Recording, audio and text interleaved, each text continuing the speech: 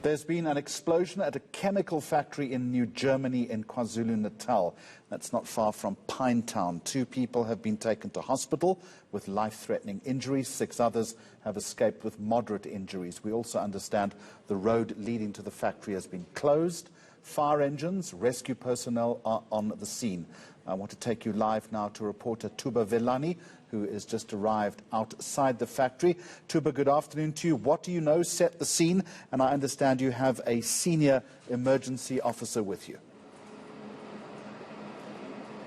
Absolutely, Jeremy. Here with me is the divisional commander from eThekwini Fire Department, who's going to give us details of what really happened and what they found when they get here.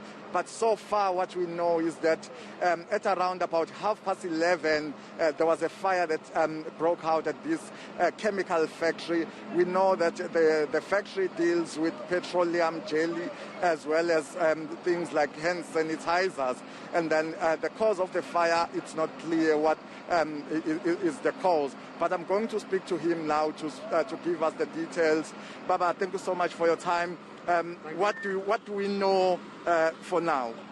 Well, at 11:31 we received a call. We received various calls stating a chemical factory alight in Otterfullick.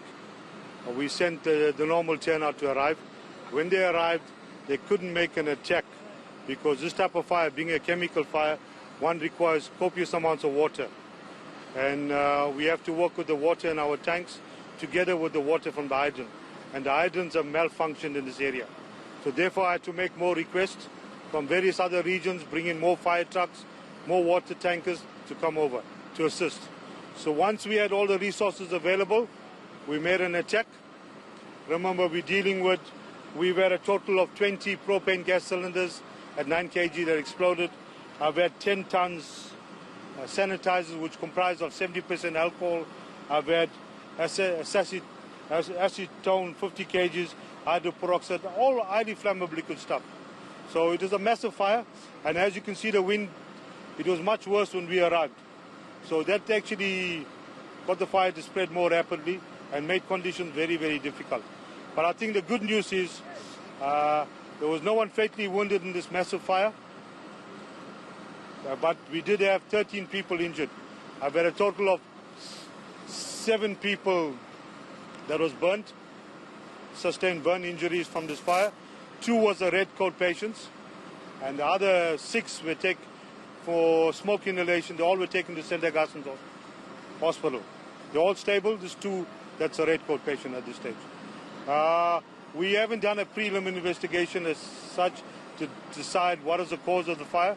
All we do know, the fire started in the process area, and we can also say all the employees and all the service providers that was in the premises all have been safely evacuated.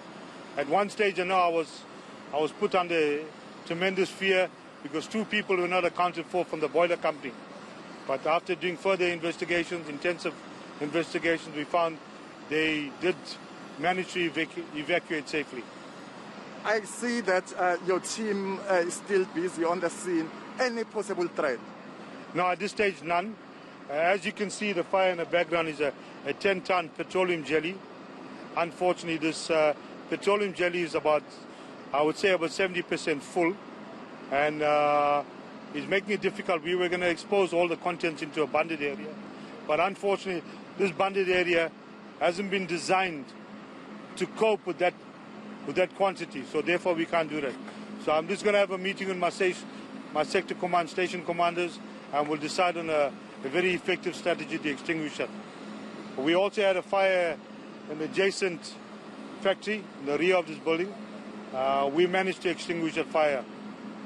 Thank you so much. This was the divisional commander from eThekwini Fire Department, Dennis Govender, giving us the highlights. I also earlier on spoke to the manager of the factory, and he confirmed that he had about around 115 employees that were currently on site, and all of them were accounted for, except the fact that if you may be able to see, there are 2 cars that were burned outside the factory, but no serious injuries, as the commander also did confirm that.